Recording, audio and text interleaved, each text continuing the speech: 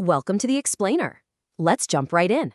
Today, we're diving straight into a massive trove of data to see exactly how a $2,000 monthly budget can completely transform your retirement, depending on where you land in Southeast Asia. Now, back home, you're probably wondering how on earth to stretch $2,000 just to cover rent and basic utilities, right?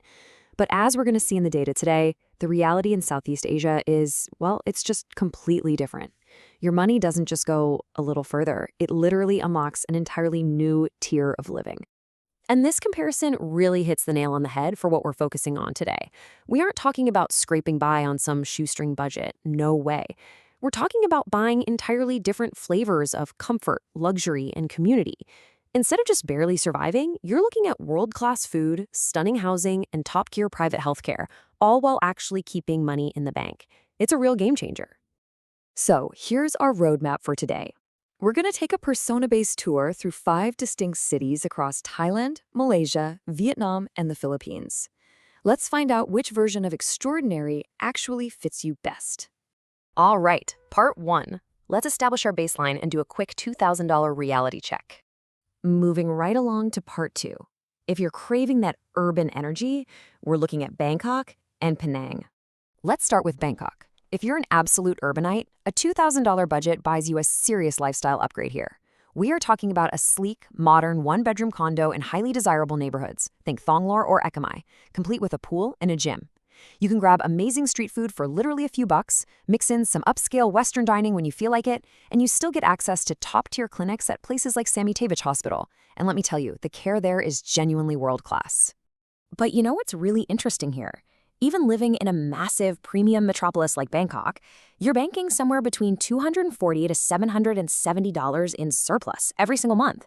So after paying for that gorgeous condo, eating out, transit, and your private health insurance, you've still got hundreds of dollars in pure breathing room. Okay, let's hop over to Malaysia and check out Penang. This island is basically a brilliant cosmopolitan sweet spot.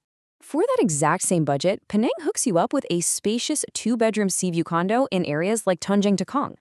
You get to eat at these world-famous hawker centers for, get this, as little as $1 a meal. And honestly, one of the biggest perks? You can communicate effortlessly. English is spoken widely everywhere, from the local wet markets right to the hospital corridors. Now, the crucial point to remember here is balancing those costs. You save massively on world-class healthcare. I mean, private GP visits are often under $35, making it the cheapest in Southeast Asia. But you really have to account for Malaysia's heavy import taxes on alcohol. So if a nice glass of wine or spirits is a regular part of your routine, you're going to pay a steep premium, easily 2 to 3 times what you'd pay in the US. Despite that, Penang is just incredibly gentle on the wallet. Since utilities are heavily subsidized by the Malaysian government, your electric bill is just a fraction of what it'd be in, say, Thailand. So your surplus in Penang stretches even further. You're looking at up to nearly $1,000 in monthly breathing room on that $2,000 budget. That is huge. Moving right into part 3, Da Nang. Let's see what happens when you want beachfront living on a budget. Da Nang gives you that genuine beach life without breaking the bank. Over here, you can lock in a modern 2-bedroom apartment with a pool right on the ocean for just $600 to $800 a month. You're literally steps away from Mai Key Beach, surrounded by incredibly fresh, flavorful local food. A massive bowl of pho or a crispy banh mi will cost you next to nothing. The value for beachfront living here is just absolutely extraordinary. Now, while you do maintain a really solid surplus in Da Nang, there's a super important reality you need to consider. A chunk of your budget absolutely must go toward premium medical evacuation insurance. Da Nang is great for routine care, sure, but it doesn't currently have a JCI-accredited hospital. So for any complex healthcare cases, you're going to need a flight to Bangkok or Singapore. That makes medevac coverage a non-negotiable expense. Do not skip it. All right, on to part 4. If you're looking for the slow life and northern Thai charm, let's talk about Chiang Mai.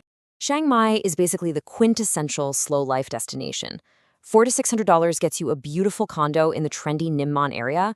You have access to top-notch JCI-accredited healthcare, where a consultation will only run you about $20. And the food, it's incredible and famously cheap. But the one major caveat you have to plan for is the annual spring burning season. The air quality drops significantly during that time, which actually prompts a lot of expats to just travel and get out of town for those months. To really see the real-world impact of these low costs, we can look at actual expats, like Australian retiree John Walker, who is thriving on an $18,000 annual pension. People here are living really vibrant, highly social lives while actively saving up to 40% of their income. 40%! So the financial breathing room in Chiang Mai is just staggering. You can be perfectly comfortable spending between $1,200 and $1,500 a month total.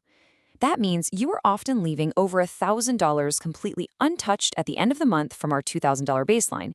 It's wild to think about.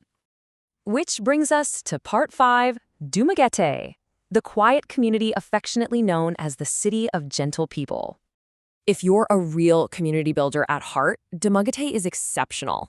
It's this very walkable university town with a beautiful waterfront promenade. And here, you aren't just renting a small condo. You can easily score a 3-bedroom house with a garden for under $500. Plus, much like Penang, you get the massive advantage of English being an official language, making it so incredibly seamless to integrate into the local community.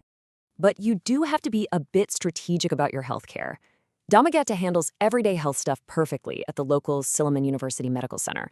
However, long-term expats highly advise planning for a quick 45-minute flight over to the much larger city of Cebu for any major emergencies or complex diagnostics. So it's a trade-off, right? You get absolute tranquility, but you are a short flight away from major medical infrastructure. Because everyday costs are so incredibly low, Dumaguete actually delivers the absolute highest surplus of our entire tour. It really proves that you can live a rich, deeply connected life on just $805 to $1,200 a month.